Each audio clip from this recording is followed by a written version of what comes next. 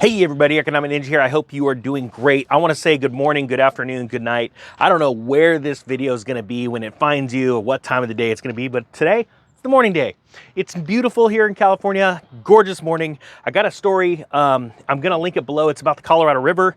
We're going to start talking about this more and more because we're getting close to where Lake Mead's going to be at dead pool status. And this is pretty interesting about a federal official warning that the Colorado River are going to start seeing supply cuts because people aren't really thinking about the outcome. It's not only Lake Mead that needs water to supply electricity and actual water to Las Vegas and surrounding areas, but that water is needed for other places like in California where, and there's been a lot of backhanded, horrible things, agreements that were made literally sometimes even over 100 years ago. And that water people have laid claim to that, right? So people aren't thinking about this. And it's one thing to run out of that water so that it's now not producing electricity through the Hoover Dam. It's another thing to start seeing more water being taken because other states are going, no, we have claim to it. Okay, so here we go. Again, I'm going to link this below. The Colorado River's reservoirs have diminished to the point that significant cuts to the water supplied to the 7 states that rely on it will be necessary next year, a federal official warned Tuesday. So now think about this, cuts to the water supplied to 7 states. Now, everyone's been talking about Lake Mead and how all these boats and bodies have been showing up and the electricity there, but there are 7 states that use that water. And so the officials are starting to warn there's going to be cuts made to it. So it's going to affect a lot of states. It says the Bureau of Reclamation Commissioner Camille Toten,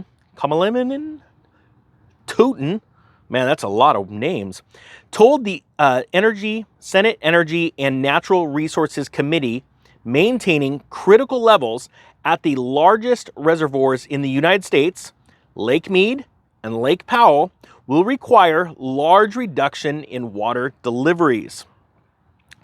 And this is a quote, "A warmer, drier West is what we are seeing today," she said at the hearing, "and the challenges we are seeing today are unlike anything we have seen in our history." That is absolutely true. As a matter of fact, the last time the Lake Mead saw water levels like this was in the 30s. Now think about that. Really interesting. Right after the Great Depression had started, in the mid to late 30s, Lake Mead was at the levels it is right now. So we're talking a long time since we've seen this. Colorado, New Mexico, Utah, Wyoming, Arizona, California, and Nevada, I ran out of fingers, receive water from the Colorado River. And next year, we'll see a decrease of between 2 million and 4 million acre feet of water due to the ongoing drought that has gripped most of the western U.S. So to give you an idea, an acre foot is the amount of water needed to cover 1 acre of land in 1 foot deep of water. And remember, they came up with that number because of water that for flooding, irrigation wise, and then it being able to soak in. So that's how they figured it out. 1 foot deep of water, the amount of water that will cover 1 acre. Okay, so that's 1 acre foot. Very easy.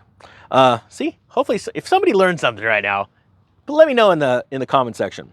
Okay, it says, here's another quote. "What has been a slow motion train wreck for 20 years is accelerating, and the moment of reckoning is near." That's from John Eisinger, General Manager of the Southern Nevada Water Authority. He told the Senate hearing as well, "We are 150 feet from 25 million Americans losing access to the Colorado River, and the rate of decline is accelerating." Actually, that is even lower. This article is from a week or so, or 2 weeks ago, and that number is even lower than today, or when it came out. The West has been suffering through an acute drought since 2020, part of a mega drought that began in 2000. And the last 20 years have been the driest 2 decades. Now, I want to remember to explain something. In a lake or a reservoir, we're starting to see these feet, right? Because at a dam, you see the measurements on the dam of how deep the water is. When you build a dam, the deepest part of the lake is usually in the center of the lake because lakes are built like this, like a V.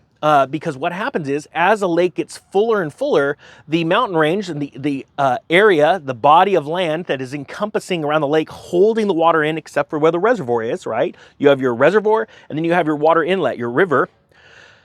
what happens is those hills get higher, widen out because they're going to the peaks of the hills. So as the water level drops, it becomes very deceiving. These experts are saying how things are accelerating really fast.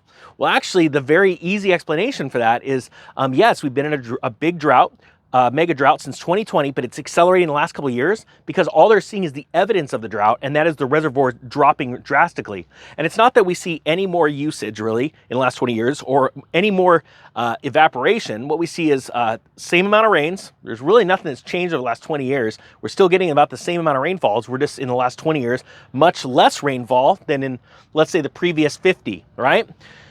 But what happens is that volume, the lake, as it goes from a wide part and it's dropping a foot, 2 foot, 3 foot, 10 foot, 20 foot, as it gets lower, it starts to drop rapidly because there's less space in there as it's dropping. So I just want to explain that. A lot of people don't understand that. It's like things like, oh, they're super accelerating. But no, this has been a slow moving train wreck. It seems like it's accelerating because of the geographical location of where the water's sitting, okay? Yeah, and think about this. The rest of the article goes into like what they think because of the climate thing. I'm gonna be honest with you. This whole crap, I'm gonna say crap, of global warming. What scientists fail to figure out is if they would stop looking at all the data of what's going on today and look super big. We're talking 400-year cycles. Russian scientists actually, I learned this from Russian scientists. They did this study on 400-year weather cycles and drought cycles and actually deep freezing cycles. And they found that every 400 years, we go through a weather cycle. And it's just like an empire building up economically. You have the beginning where it goes from freezing, a deep freeze, because we always talk about how everything was under ice, right?